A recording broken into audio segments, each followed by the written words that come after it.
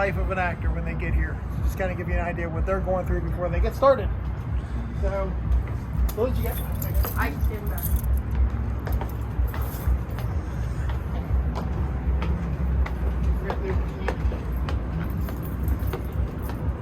So the first thing they're going to do is come over here to our actor coordinator office, and they will give them their assignment for the day. We do have several characters that are the same character year round, but then a lot of the other characters change from scene to scene. They like to vary it up a little bit. So that's kind of how they get started. So they come up here, they get their scene assignments. Once they do that, they get the roundabout trip, and they'll come around this way, which is actually through a little bit of the scene, but oh yeah, we'll get a white out here. The curtain. This is pretty fun so far. And then they will head down this hallway and head down to wardrobe and makeup.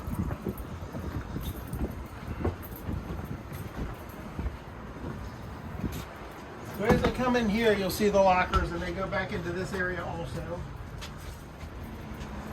So each of the characters has a locker. A couple of them share. So they come here, find their locker, or some of them have their own personal locker, and they will get their costume on and get ready. Once they do that, they're prepped. They're going to wait either outside or down on the break deck until we have room in our makeup room. Once they're ready for makeup, they'll come in this way. So the makeup room is in two parts. We generally run 8 to 10 to 12 makeup artists, depending on the nights. As we get later in the season, we'll try to have 10 or 12 on. In the early years, early season, we'll have 8 plus like 2 chairs on the other side. So these are your general makeup chairs. These guys will do everything. Almost all my makeup artists can do everything. They can airbrush, they can do prosthetics, they can do build-ups, they can do theater makeup. We do have some new ones this year. They're kind of learning a couple of the processes of like prosthetics and stuff. They're not as comfortable with that. Some of them get a little uncomfortable with airbrushing until I show them. But airbrushing is pretty easy for what we do. So these characters will get made up here. If we have anything, and here's my first chair. She's my assistant, Jennifer Weldon, and this is an airbrush station for full airbrush. And if we're doing anything special that night, we'll use my chair and we'll do custom makeup work in here. And we have a small shop in here so we can do fabrication. And then just all the extra stuff that we could possibly need if we want to do something a little extraordinary, which we typically try to do. So they'll come in here, they'll get made up, then they will head down back to the break deck and wait for our morning or our afternoon meeting. We do what they call an on deck. We talk to the actors, let them know what's going on, give them, what we expect for the night, see if they have any questions, run through safety. We always run through safety for fire drills, tornado drills, and all that good stuff, so that's fresh in their mind. We actually do drills with them also so that they practice it. So we'll talk about all that, and then it's time to head to your scene. I think that's what we're going to do now. We're going to go out to the front, and we're going to do a complete walkthrough on the boat and behind the scenes. And then when we're done, we'll go to a couple areas that I can show you, like our control room and things like that, to show you some of the behind the scenes things also. Let's head on out. Lead the way, Captain. We'll go back out this way, and we'll head out to the front of the boat, and we'll do a walk down the parking lot. All right. Lead the way, Captain Stubing. Yeah, this is pretty neat. Thank you for doing this. This is pretty cool so far. Oh, no problem at all. It's a passion, so we love showing it off. Can't say we don't. I'm glad you're sharing it. And it's just it's crazy what goes into it. People don't realize, the amount of time and effort that we put into it. We're not lucky like some of the houses that can work on there year round. Oh yeah, you got a lot of houses that can do it, and you don't have to worry about being by the river. So we have a tendency to start usually in June. If it's a really dry spring, sometimes we can get on in May. But we really have to wait until the river's done flooding in the spring before we can even set our ramps and start working. So then it's all hands on deck. So generally there's a group of Well, this year there was 4 of us that worked pretty much full time. Liz came on this year, my daughter, for her first year in Hi, Liz. doing set deck and design. Liz has been into art and she's been acting down here since she was 4, so this is her 12th season. So That's pretty awesome. yep. She joined makeup last year. She joined the creative team this year. I know. I love some of her work on Instagram. Yeah, she does really cool stuff. And you know, through Jason Irvin, who works with me, who I met down here, she's done some of the movie work with us and stuff and everything. So as guests show up, they're going to come around through here, get all your stuff right to our ticket office, and get a ticket. We do online ticketing, but even when you go online, they want you to come by and get a ticket. It just helps us get you in the right direction, because we only have one ticket taker, so that way it keeps everything organized. Otherwise it gets very chaotic. We're open Thursday through Sunday, and as you can see by the queuing line, sometimes we get busy. Saturdays are definitely a fun day to come, but they're also the very busiest day. So Don't you also have like real scary tours too? The ones that are real more scarier than your regular tour. yeah, we have a couple different options when you buy a ticket, and one of those is our RIP option. The RIP option is fun because it's the general show, but you're designated as an RIP, really important person. So based on that, characters will act a little bit different with you than they will with a general admission person. With an RIP, there will be a little bit of light hands-on. They won't go real crazy, but they will do some hands-on. And there's also 6 different scenes where you're taken off the beaten path into areas that no other general guests see, where you do one-on-one interaction with one of the characters. So we'll kind of glance at those rooms as we go through, and I'll kind of give you an idea of what goes on in those areas. And then we also, the first week in November, right after Halloween, we have a 2-night, our Extreme Tour. And our Extreme Tour is a lot of fun. That's for the people who like haunted houses. They think the general haunted houses, they're kind of fun, but they're not real scary. We want something a little more intense. That's what our Extreme Tour is. Our Extreme Tour, I always will tell you, it's like a hard rated R. We'll do almost anything. I mean, there is some safety things that we can't do, but you'll see characters in full body paint. You'll get kidnapped from your group. Not always, but you can get kidnapped from your group and separated. You guys can be halfway through the house and get sent back to the beginning. We let the actors come up with different ideas. You'll eat, drink, and wear a lot of things that you wouldn't normally eat, drink, and wear. We highly recommend you don't wear your good clothes or your good coat on Extreme Night, because God knows what's going to get on it. So, but it's a very hands-on tour, very physical. You know, definitely rated R language. And it's the fun of it is every show is different, because the actors come up with a lot of the ideas of something they would like to try in the scene. So what you saw on Friday night might not be the same thing you see on Saturday night, which makes it even more interesting. So those are some of our special shows. So as a guest, you're going to head down to the bow of the boat.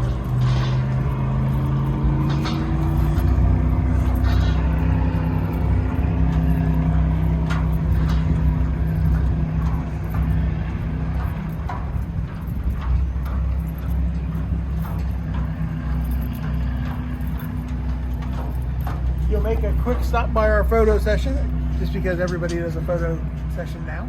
I love it, the green screen, so there'll be like a graphic on there. Yeah, once so you we take actually pictures. use scenes inside the boat for our graphics, which will put you inside the scene. And I'm gonna be honest, I haven't seen it this year, so I don't know which one they used. I wouldn't be surprised if they don't use a couple of our new scenes this year, but I'm not positive. This is Terry Harrison. Hello. Terry's like my right-hand man down here as far as construction, and he's one of our tech guys that works on props and does electric work. And him and I have lived down here for about the last 5 months, so Yep. our families forget we even exist. Except for Liz, who's here with me. So the line we're doing now is our Fast Pass line. So you can buy, when the lines are really long, you can buy a Fast Pass, which will bring you down, and you'll hit the line up here getting your ticket, but then you'll come into a line specifically for Fast Pass and bypass the general admission line. There's also a front of the house line that you can buy, ticket you can buy. And that ticket takes you directly from the ticket booth up over the top of the boat to the door. So in those cases, you are directly to the front of the boat. You won't wait more than a couple minutes. Those are some of our options. You'll see here, the fun thing about the Nightmare was after she was retired, she truly was marked to become a museum. She's got a sister ship in Kansas City that is a museum. She's our twin. She's exactly the same as us physically. Well, they used to be exactly the same, not anymore. And you'll see the beginnings of the museum out here before the boat broke loose for its final ride when they decided that there was no hope in saving her. And so there's some remnants of the museum getting started, but they never get to finish it. So you start your tour in that part of the museum, and then you fall into the bowels of the boat. So that's where we're going to head now.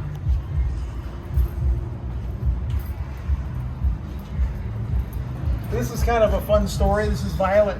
She's a nurse who was actually on the Titanic and her sister ship and survived the sinking of both of those ships. But as you read here, and you can hear, is we have the buttons over here. Yeah, it's not. But it will explain to you her story of how she survived those two ships, but didn't survive her third one when she came on board here. So, and you'll see a little bit of that spread out through the queue line to kind of give you some ideas about some of the characters. Here again, our beautiful view.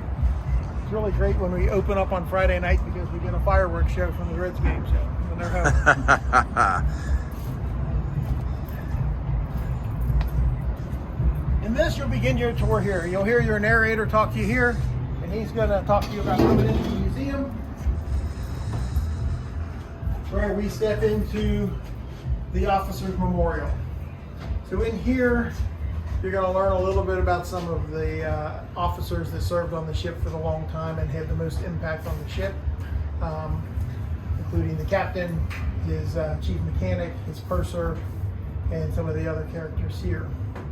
As you can see in the museum here, this part has a lot to do with a captain's section. He has a lot of his oddities and some of his stuff that they displayed, some of the things that they've judged up in the river in the past. Just kind of give you an idea of what life was like on the riverboat when you got started. The next part of this is, it's not operational right now, but you go into a simulator where they actually simulate being on the river, and unfortunately you will simulate the Mitchell massacre and feel what it was like to go through that crash when it went on its final ride. And it's a little dark in here, but as we come down here, you'll see this is Memorial Hallway. And again, you'll see memorials of a lot of the crew that we lost throughout the year. Several in the crash, some others just with different events that happened. The ship went through a lot in its years. Its first death was on its launch. I don't remember the final count of deaths, but very quickly it assumed the mantle of the death dredge because it was just more commonplace for deaths to happen on the ship. So that's how it got its little moniker, and this is just a memorial to some of those who lost their lives. So from here, we're going to actually start hitting the depths of the boat. First area we're going to see is the night watchman's area. Night watchman was basically our security. They're the ones that are on duty, especially in the evening and night, throughout the night, watching, making sure everything's running the way it should, because not everybody can stay awake 24 hours a day. Watchman sleeps in the day. Our watchman has a very interesting story in that he really became smitten with the lady in red, who is a character you'll see later, and you'll hear him talk about her a lot. So this is the watchman. This is his quarters, and then next to us where we're going to go is actually his working quarters with the radios and everything. If he had to make calls, he could do that. His navigational maps are all here. So he operates here. The tragic part about the watchman is he was the one that got blamed for the accidents. When the ship crashed, he was the one that took the blame. The captain came down on him and in a fit of anger actually took his eye. But he survived because the captain took off and raged looking for something else. So he's not a very happy ghost that haunts this ship. Very grumpy. Yes, he's a little grumpy. So we move into the dredge master's quarters. Our dredge master, he runs the dredging equipment. This is a dredge, a riverboat, a steamship, a dredge. And what it does is it dredges channels in the rivers, makes them either deeper or makes new channels for ships to get through in the rivers when the shores are too close or too narrow or too not deep enough. He keeps the pipe running. You'll see the main pipe of the dredge running through there. Our dredge master from cleaning the pipes became a collector. He also got very heavy when they were down in the Mississippi collecting dredges. He found an artifact that has some special meaning to opening a certain portal that lets certain kind of demons in here. But he dabbles, of course, in the in voodoo, Mystic arts. In the mystic arts. But you also see his collection because he just anything he finds in the pipes, he just drags it out and keeps it. So it's all special to him. Maybe not to anyone else. Now this is a little creepy a little bit. And this is actually one of Liz's first sets. I did it. So Oh, your daughter did this whole she set? created this scene. So I'm looking forward to interviewing her.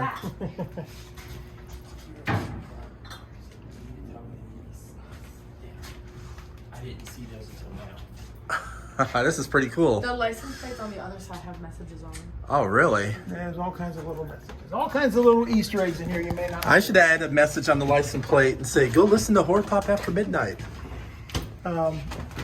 In here, you're going to get into the true bowels of the boat. We are actually going down into one of the bilges, and we're going to meet the captain's pet that he brought on board, and he uses him for different things. If crew acts up, if you act up, you become food and fodder for his buddy Fluffy. Oh, wow. Dude, he is way beyond freaky. He goes about 12 feet tall. Yeah. Fluffy stands at his full He's height and looks over that balcony. So he goes up 12 feet. He stands straight up. Wow, this is just too cool. Yeah, you will see him in operation on Saturday in his full glory. Sweet. Will he be all lighted up too? Yeah. Sweet. I got to get a video of that. Yeah, he's custom lit.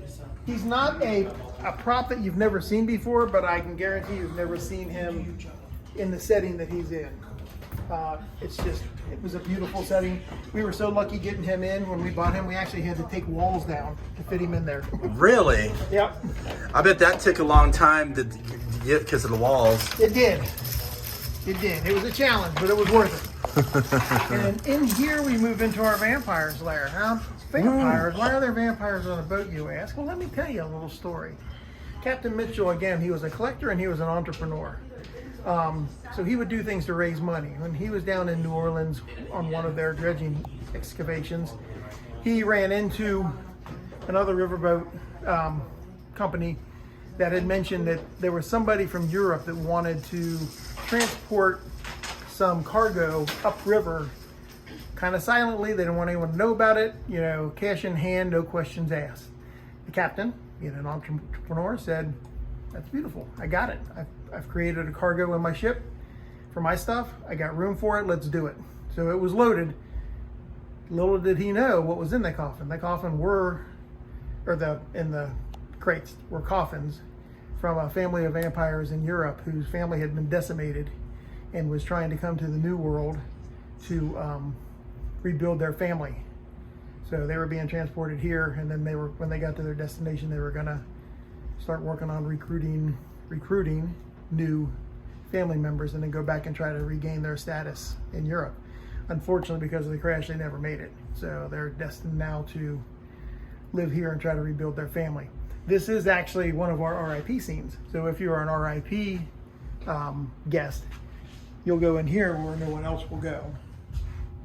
I did that one too. And in here, they will take you through the rituals to become a vampire. So in this room, they'll give you rituals to become a vampire. Right. You will go through all the steps, go through some of the rituals that they do, including their sayings, and you will eventually drink blood before you go. Really? That's cool. Yeah. Ooh, she's freaky. And you can see the vampires, they love to be very elegant. Oh, all vampires are very elegant and prissy. And unfortunately, there isn't a whole lot to work with here, so they couldn't be as elegant as they wanted to be. Because they were stuck using what was here, but they did the best with what they could. And water both. Yes. Yeah, You'll see him again upstairs. Yeah, there is a couple. One thing about the Nightmare, we are a family, and we lost one of our family members a couple years ago. So you'll actually see little memorials of him in different scenes, just in remembrance of him. That's awesome. His Those name are is some of the Waterbug. things that we do. His name's Waterbug? Yeah, that was his nickname. His name was James, but his nickname was Waterbug. Everyone knows him as Waterbug. Ooh, look at that. Ooh, spooky. Whoa! He scared me on that one. You got me good. See, we like to have little areas where actors can catch you off guard real quick. But one of the things that we really key in on here at the Nightmare is interaction and dialogue. We're trying to tell you the stories you come through too. So you won't just get a quick pop out the window and pop back. We're gonna interact with you. When people talk to them, they know how to banter back and stay in character. So Well, that's it's a lot of good. fun. I like it when they banter at you and all that, man. It's funny. And they will do everything they can to entertain you. They'll scare you, and they'll also be entertaining. So you might see a little dark comedy in there also. There's nothing wrong with some dark comedy. Yeah. Now we're going to head into the actual cargo hold. This is an area of the boat that you wouldn't normally see on the dredge. But again, Captain Mitchell, being the entrepreneur, had a lot of things that he saved and cargo that he stored. So he created this cargo hold. This area is the area where the carpenter is. He builds the crates that all his prized possessions go into. So you'll see all the crates through here. We're going to head into the area where you'll see where the cargo master, who actually in that crate was who you would have seen was the cargo master. But the cargo master works in this area. He is very particular.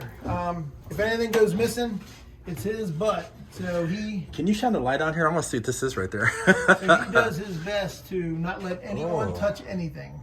Nice. Thank you. Oh, now we're getting low. Yeah, we try to, give you some tight spaces and some places you have to duck under. Thank goodness you better not be claustrophobic. Right. All while still actually being handicap accessible in about 90% of the show. So. Again, the cargo master, he'll greet you from over there and then probably work you into here. Oh, he'll chase you in here, you mean? Yeah, and this area here is unique, and this is a new area for us also. What wasn't known is in the mid-40s, during World War II, there was a lot of speculation about the Nazis and working on finding ways to utilize the supernatural as a way to win the war. Little was said about some of the things that the United States did. But they did actually commandeer part of this ship for a couple years after the ship dredged up something unusual. It was a stone or a mineral. It was glowing, and they found that it had some supernatural properties. And they were trying to utilize that as something they could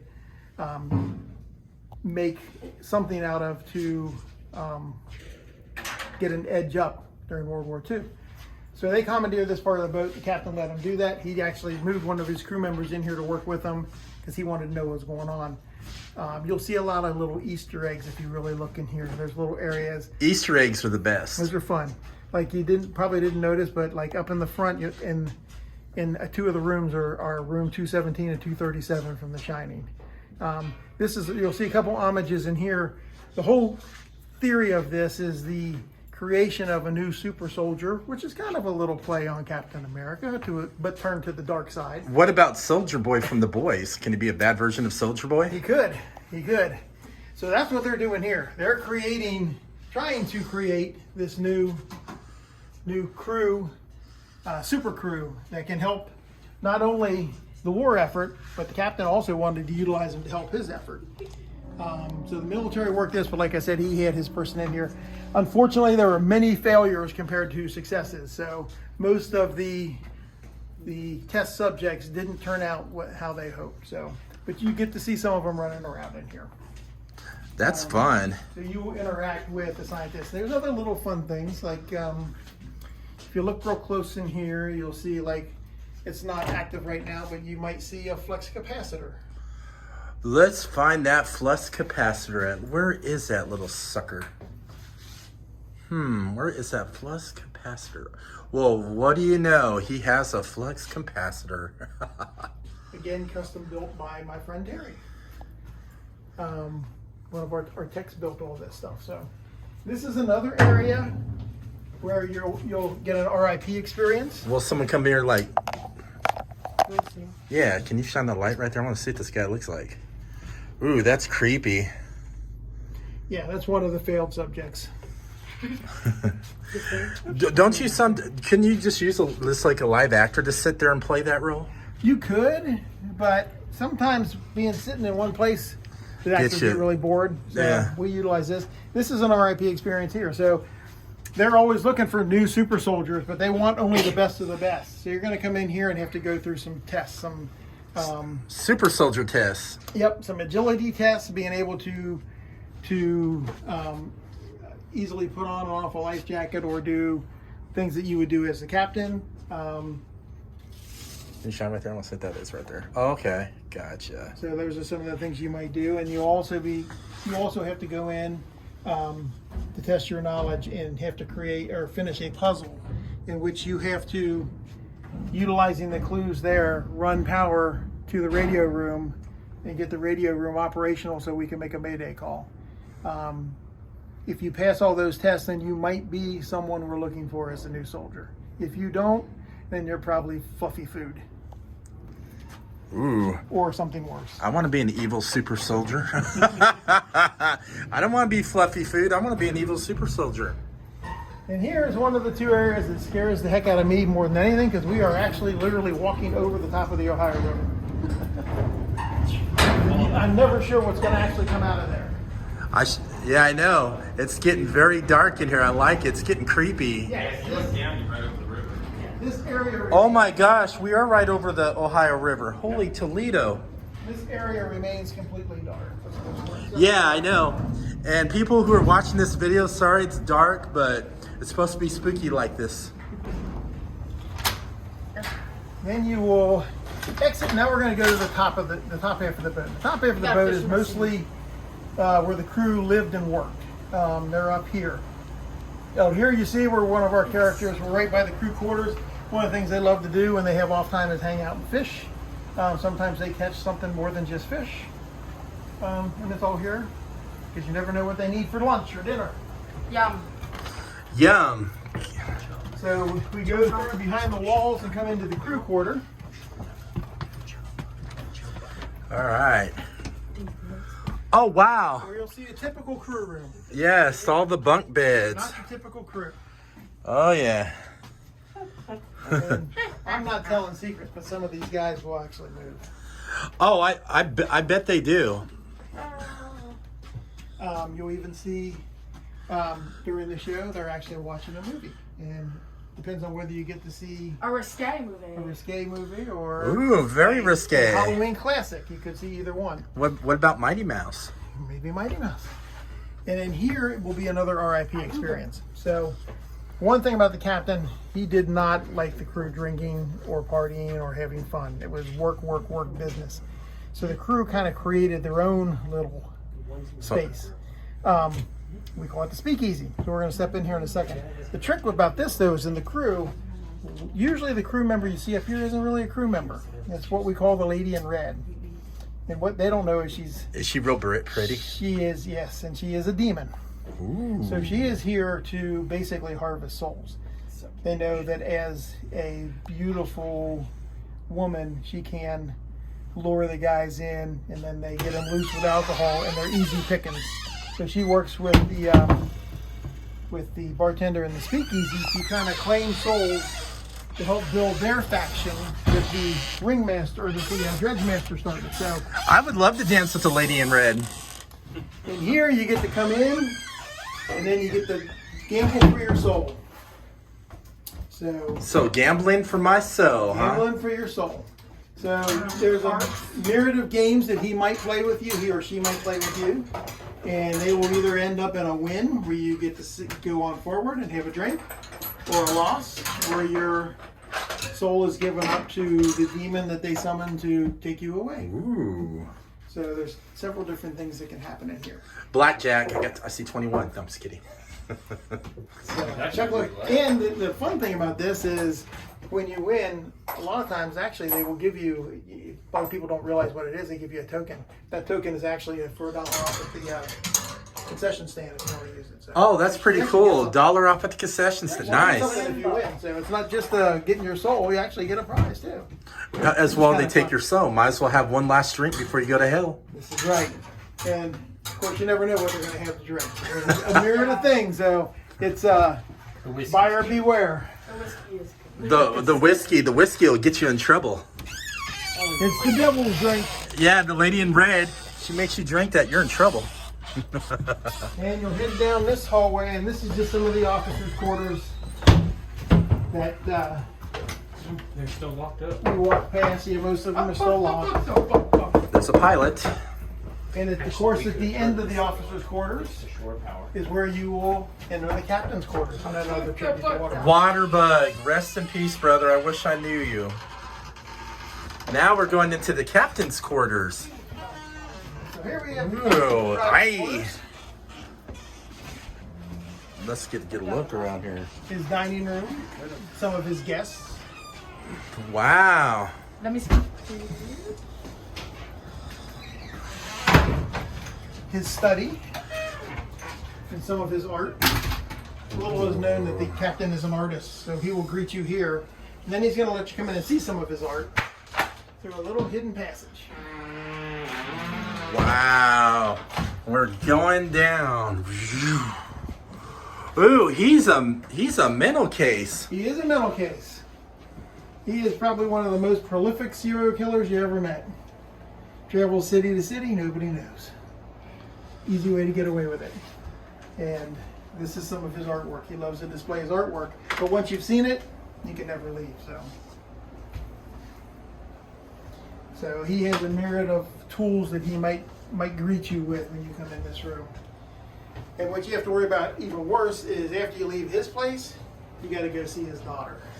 Oh no. He is very, very protective of his daughter, so he will let you know you don't mess with Anna. Is Anna pretty hot? Anna is, yes, and Anna is pretty nasty. Nasty hot, right? Yeah. Anna is the true evil soul of this boat. And actually this year, Anna is taking a bigger part. She knows what her dad is, and she knows his weaknesses, and she's decided that what he can't do, she will finish. So, Anna is one you don't want to mess with. I just want to tell you something, man. These dolls really creep me out. These dolls. This room, actually, again, when you go into little Easter eggs, if you kind of look, the inspiration for this was House of a Thousand Corpses. I love that movie, and when I saw that movie, I saw the dolls on the porch. I'm like, I want to bring the captain's daughter on board, and I'm going to use some of that. But of course, this is completely custom. But that was our inspiration. That's Granny telling the bedtime story to Mindy. Mindy isn't listening very well. At first, I thought that was a real person laying there at first. Mindy is a beautiful prop. Oh, this is dark. Yeah, I know. Our house lights out. So dark. Peekaboo window. This is Anna's play area here. I'll try to give you a little bit of light. This Yeah, house light went out. Oh, wait. It's out. the house lights out. This is freaky in here too, man. So, again, a lot of little Easter eggs and homages. That's a little play off of Halloween. Oh, Gandhi's Trick or version. treat. oh yeah, Masks. trick or treat right there. Yeah, so you'll see little stuff in here that. And this scary stuffed John bear. Gacy. That bear is funny, and actually, I wore that costume on Extreme Night one night with a chainsaw. Not many people left the room. Really? That thing was creepy. It just messes. We are now back. We had to take a little break. It was getting hot and stuffy in here in a stuffy Midwest humid weather. That it is. So now you enter the pilot house. This is the steer's room for the ship. You can't see right now. Normally, this would all you will see you'd see the river. Because of the storms, we have the storm shutters up, so they only drove when the storm shutters are up. They use portholes. They didn't have the full windows open, so that's why you see that. the steering wheel in here, the pilot and the steersman work. So you will encounter them. Will you see sometimes the captain behind the wheel too? Sometimes you'll see the captain. Another interesting one you'll see in here a lot is Anna, and there's a reason why. The pilot was actually one of the captain's closest friends for years. They worked together since they were teenagers in the riverboat business. So the pilot keeps a very close eye on Anna. It's almost like his daughter, and her room is right there, so he protects her. But the pilot was kind of he lives with a lot of guilt. Our pilot was actually he's very stern. He's very professional. He doesn't vary at all. But there for a while, he was working with this new steersman, and he was just one of those guys that could just get you in trouble. And he actually convinced the pilot one night when there was just a dry, straight run, nothing in the river, nothing going on. They're just kind of floating to go over to the speakeasy and hang out and meet the lady in red, have a couple drinks when they were on duty. And against all his better judgment, he decided to do that. That 1 hour turned into several hours, and unfortunately the ship met her demise on that night. That was the fatal crash that pretty much did in all the crew. That was the night that the captain attacked the night watchman, blamed him, even though the watchman was making the call up here frantically trying to warn them. There was no one here to receive the call. When the captain called here, they rushed back to their posts, of course, and when the captain called up here, the steersman got the phone, said they never received the call, and that's why the captain went after the night watchman, and he took the blame even though it wasn't his fault. After all the lies, the pilot could never tell the captain the truth, so he has to live with that guilt for eternity. Remains in his pilot house, living with that guilt forever. So, Oh, look at that! Yeah. one of the other things about the scene, this is another one of the RIP rooms that you will run into, and this is something that you will do. In here, on each side, we have what we call our radio room, and if you're an RIP, you will have to go into that radio room, and it's really a 5-minute escape room where you have to make a mayday call and save the ship or go down with the ship, which usually means coming out here and meeting Fluffy.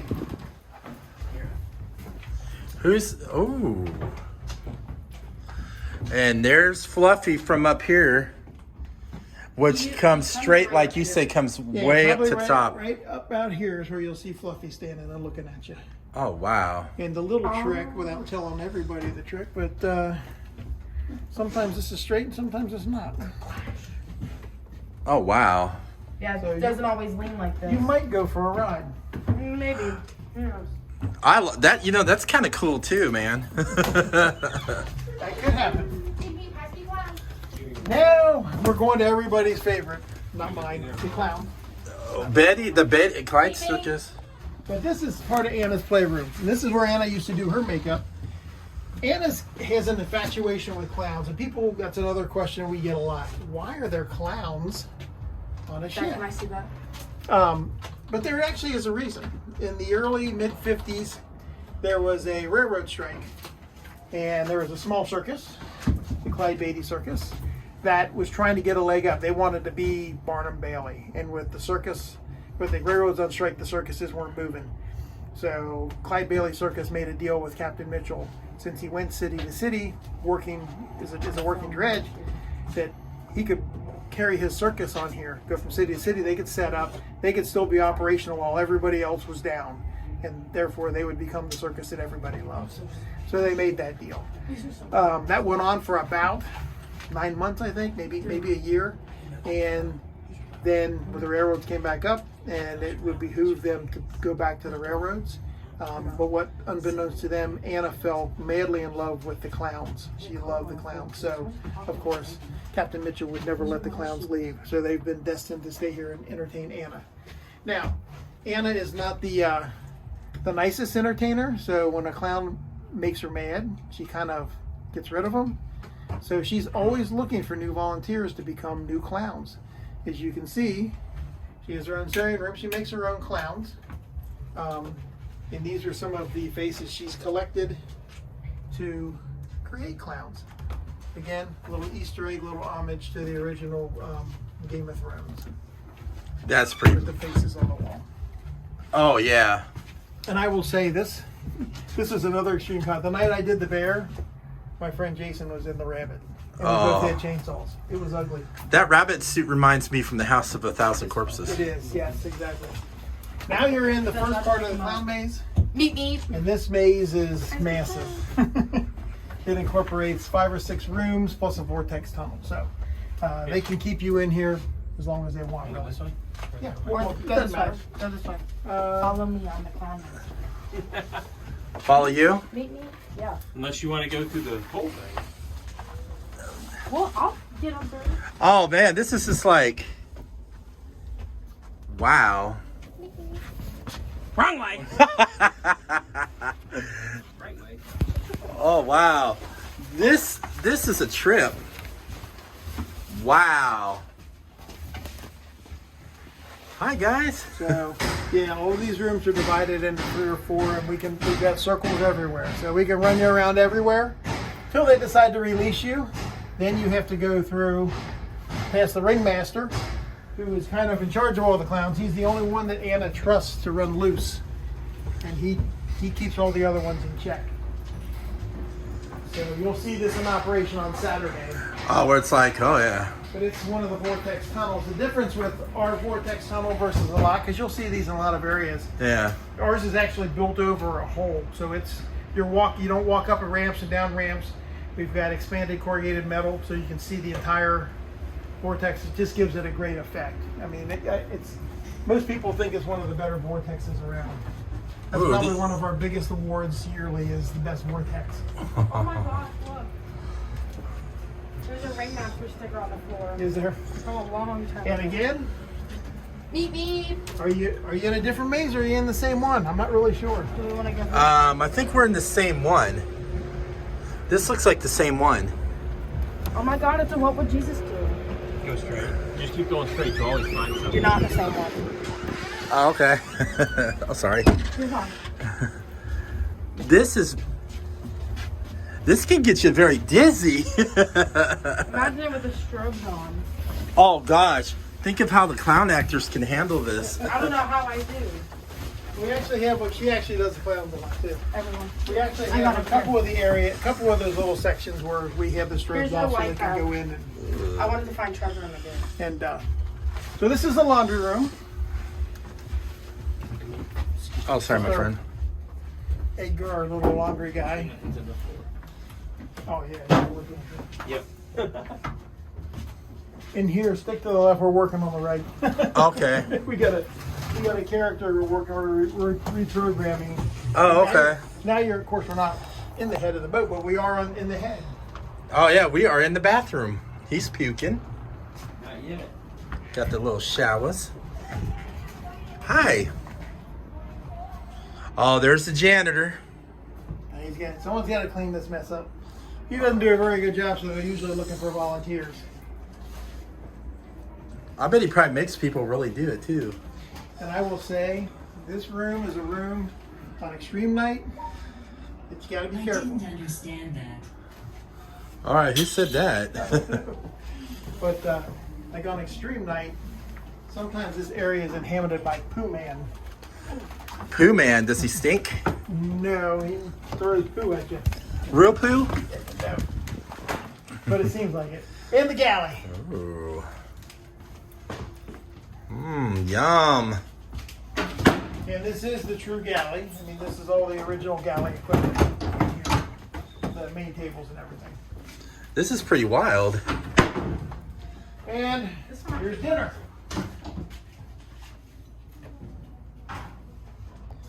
There's the meat slicer. Ooh.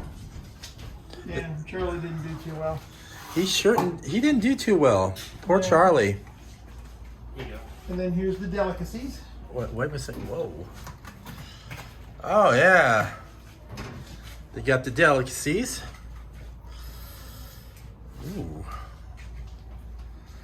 Some barbecue. And we need someone to do some dishes. Ooh. All right. And then in here is just the pantry. Oh yeah, this is Stuff. like the slabs. Yep. Do you put? Too bad you can't put real actors in here and have them slide out. The trick is, it's only like 2 feet deep. Oh. You don't know that once you get the fog and everything going, it just looks like the locker. And then you got the. Ooh, creepy. Yeah, there's all kinds of little detail that you don't, if you really look, you never know what you're going to find. It's fun to look around and just see what's in here. Sometimes I get amazed. Holy crap. You know that, Steve? Is that rain? Yeah, it is I rain. got my windows down a little bit. Oh well. Oh wow, look at this room. Here is the asylum. This is actually a new area this year, and this is Liz's dream child. This was my whole creation. This was your whole creation, huh? Yep. And this is the home of Blair. Blair Ravina. Ravana. And Blair was a friend of Anna's who hears voices could that hear, Captain thought they were demons. because the demons are here, but nobody really believes it. Blair could actually hear them and see them. And then, of course, when she said she could hear them and see them, everyone said she was crazy. When I heard the voices, the captain thought they were demons, so he didn't think I was good enough for Anna, so he locked me away. So- Over there's a target for him. 'Cause I hate him. I hate Captain. This is a room full of Easter eggs. Yes. Like Bubba Hotep. A lot of, Yep, that's lot of- exactly where the name came from. a lot of pop culture. Actually, Bubba Hotep's over here. But if you look real close, you'll see Blair, Light of My Life, and Shining. Music, movies. Yeah, different music and movies. And This is pretty wild. Too bad you don't have one that says "Mommy Dearest." as she hears these voices in her head, she just pokes her finger and writes it on the wall. And actually, when you hear her music, you actually hear the demons talking to her through the radio. So it's kind of fun. Is it raining? Yes. And our windows are slightly open. It's a good thing we're leather. Or vinyl, sorry, not leather. So this is Blair. This is the insane asylum, and it follows right into the infirmary. Oh boy, needles! Oh my. Yeah, we have some cleanliness issues in our infirmary. Yes, you do. This is Dr. White's table. Yep. And again, sometimes you see little Easter eggs. You know, you never know what From you're where? gonna run into. You just gotta look hard. Right. It's You gotta never know when you need medicine from the vault. Yes. And it's got to be your genre to be able to find it too, Lindsay. Right. What do you mean? And then some of the patients who haven't done so well. Or patience. So think about it. We've got down the bow. We've got Doctor Who Easter egg. And Nurse Violet, she's she's Kara- you'll find her in here. Kara knew about It's it leftover. when she went down there to Working look, with her right? doctor. But you Not may a not pretty know about sight. it. You may not realize what it is. And this is also And he another did. RIP area. No. But Okay. So in this area, one thing that they will notice is that you have been contaminated when you went through the super soldier area, and now you will need to be decontaminated. You know, but he lost So it. you just will like- be sent into here to be decontaminated. I won't go through the details, but it's Yeah. not pretty. Oh gosh. So, and there might be some medicine involved in that too. Oh my gosh. And hopefully you like hot things. So I bet some of these people love doing that RIP. Oh yeah, it's very, very popular. And then, you know, every good infirmary always ends with an embalming station. So this is one of our new areas. We're actually in the process of setting the pump up, so she will be embalmed. She will be actively being embalmed. Oh, that's awesome. So Wow. then back into the dark. Yes, back into the dark. And once again, back to the Biohazard. river. And we are back over the river. Yes, we're actually above the river. I like it because it makes it like kind of like a creepy thing. It is neat to be able to see the actual river. Yeah, you can see the actual river right now. We're above. My feet's walking. We're right there. You look. And during the show, you'll have river pumps running. You'll see all kinds of fun stuff in here. When you get light get through here. Again, they store biohazardous stuff everywhere. No regards to safety. Ooh, got a little leak in there. Oh yeah, that's probably the biohazard stuff. That's right, or one of the gutters come down. And one of the engine rooms. You'll have a little visitor come out and see you. Normally, when the air pressure's on, there's actually a window and it's a picture. Oh, It's okay. actually a picture of Uncle Sam saying, "I want you." from Oh, the it pops military. out right there. Okay. And it drops and he comes out and visits you. Oh, you got an Uncle Sam running around here too? No, we don't have him, but we do, you know, because the boat was operational during World War II, they do have some of the posters and stuff up. Here is just an area that the spiders kind of took over. Especially him. It's creepy. Yeah, he is. And as we head through here, we head to one of the areas again where they're working with the crew recruiter to try to create the ultimate organic soldier. Some brig cells where they keep their prisoners until they are able to test them. Of course, this brig one, he can actually like surprise you too. Oh, that's wild. And again, one of the coolest things about this area is some of the original equipment that's in here. This is all original equipment. It's funny, it's like at one point everyone talks about, hey, we should take all this stuff out. I'm like, we go to Transworld and people would pay $3,000 to buy a fake one of these in plastic. And we have a full You'd be millionaires. equipment. We have all this equipment here that's real. But in here you see some of their experiments. Some that are making it, and some that have failed. And the Rawr. lab and the brig, and he is a beautiful piece. We bought him. He's new this year. Dude, he is beautiful. That was made by Distortions Inc. Distortion Inc. made that. And he is a very, very nice piece. He's kind of a centerpiece. I like it. I like that piece. And then a poison prop, and he's an active prop. Homemade gun. He's great eye candy, and he's a scare. He's the setup, and he's the scare. Well, that's good. And again, you see all the, one of the coolest things about this is the full electric panel that we have. That is the original electric panel with all the knife switches and stuff over there. That's the original electric panel with all the toggles. I gotta go check this out. Oh, wow. Mains and the control and all the electric switches, knife switches. That is just too cool. All authentic. Man. That's why we always keep this area kind of in this situation, just because of what we got in here. Wow. With these generators and one of the beautiful parts of the boat, just in general, like in real life. Yeah, I'll put it in the tech office so you can have it. Some of the formulas that they've created. Here we're gonna head into, I believe this will be Oh, this feels good in here. Yeah. Our last RIP area.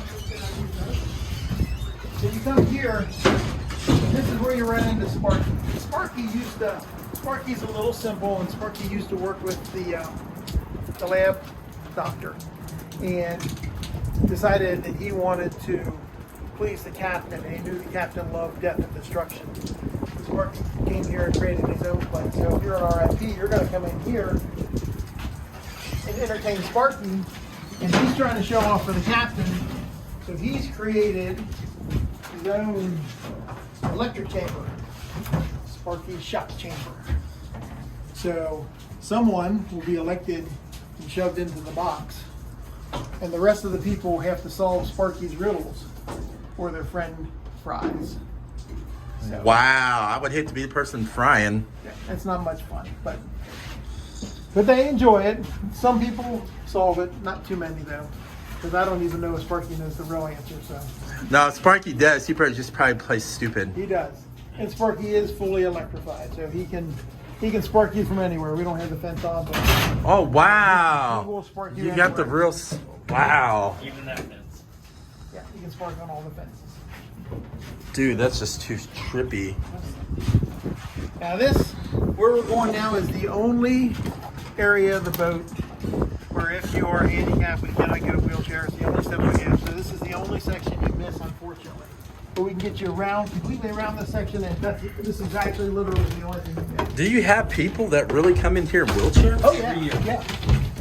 Yep, we usually have several. In fact, it was interesting. Isn't that hard though? I mean, for some... They do better than you think. We do have a couple of the schools for handicapped kids to come through, and we'll help them through, and they love it. I bet do the kids from the handicap school probably don't even get scared going through here.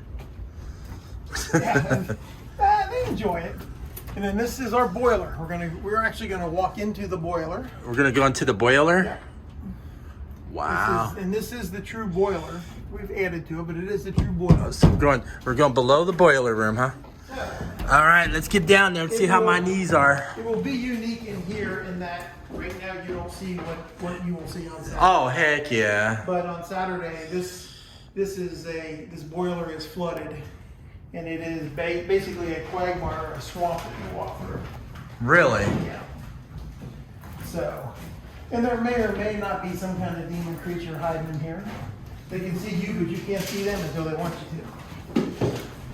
That makes it a good scare. It is. This is one of the few true pop-up scares that we use. Mm-hmm. But the actor who's in here, generally she's a little bit smaller. She can actually squeeze through these pipes, so she can go anywhere. Oh, wow. She must be a skinny little thing.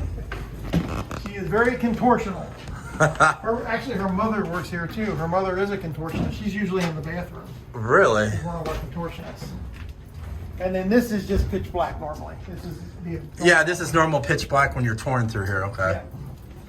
Then we're heading to the area of the boat. One of the things you'll find when a boat's been sitting a while is it does get a little overgrown with vegetation. And this is the area of the boat that was up against the shore for a while that became overgrown. So sometimes there's some creatures hanging out in here. You never know what you're going to see. This reminds me of like going through a horror movie set. And then you're always going to see Wolfie. Wolfie! Hi, Wolfie. Now Wolfie we're started in. working because of the starburst. Now, yeah, Wolfie loves Starburst. That's the offering you have to give him. Now we're heading into one of the final scene, and this is the mechanics area. The mechanics are the other faction that is trying to create the perfect crew member for Captain Mitchell.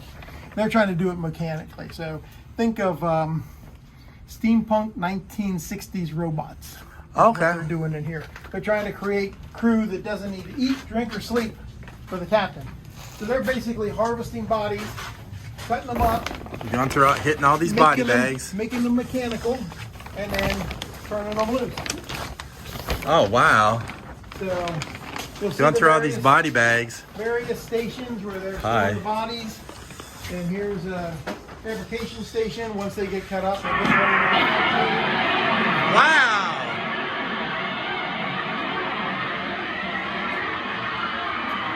That's too cool. You'll see one of the creatures is together, who sometimes will greet you.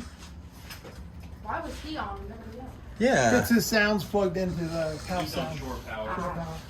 He's And the only one then- in here that's I was on about to shore say, power. he course. was the only one that was on. Or you could get decapitated up here. We'll just leave it at that. You want me to go up Decapitation. there and show him? No. So, Nah, that's okay. You gotta leave something. here, I forgot to put the ramp up. Well, okay, thank you. So thus is, here, we'll step over here. That's the walkthrough of the show. Just to give you an idea in the light of what the USS Nightmare is. The typical show runs about 28 to 30 minutes. Unless you're RIP, then it's probably closer to 45 or 50, depending on the actor that night. And also depending on the night. On a slower night, you'll actually get a longer show because the clowns will blend you around in more circles. The actors will be able to interact with you more. They'll keep you. They won't let you out. On a busier night, that's harder to do. You'll still get a good show, but it won't be what you can get on a Thursday night or a Sunday sometimes, which is what's nice if you can hit those other nights. Saturdays, of course, tend to be our craziest nights. So, again, we try to do Hollywood quality makeup. Several of my artists are professional makeup artists, do movies and stuff. I also have some theater artists, and everybody has at least a cosmetology background in my makeup team. So, well, I say everybody, almost everybody. Like my daughter doesn't, but she's an artist for 12 years. So we do some nice makeup. Our actors, like I said, we're very interactive. We're trying to tell you the stories you go through. We're not just going to say, boo, get out of my graveyard, boo, get out of my insane asylum, boo, get out of my galley. They're gonna talk to you, and they're gonna tell you a little bit of a story, and they're coming after you because they're hungry and they're pissed. So that's the USS Nightmare, brought to you by Steve and Terry and Lizzie, and a whole cast of people who make this show what it is every year. One of the, what we consider to be one of the top haunts in the area.